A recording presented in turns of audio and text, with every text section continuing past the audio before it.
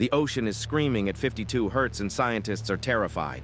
In 1989, Navy hydrophones captured something impossible, a voice calling through the Pacific depths. But here's what's chilling. No known whale sings at this frequency. It's completely alone.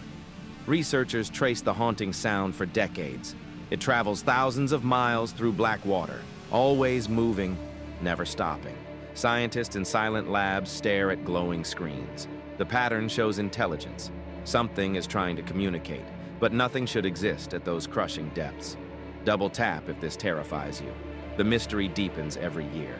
The call is getting louder. It's moving closer to shore. Marine biologists have vanished trying to find the source. Their equipment recovered, their boats empty. The frequency matches no creature in our databases.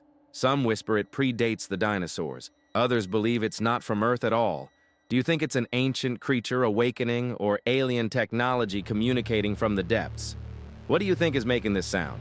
Smash like and drop your theory below before this gets taken down. Last month, the signal changed. It started mimicking human speech patterns. The answer was hidden in the first 3 seconds.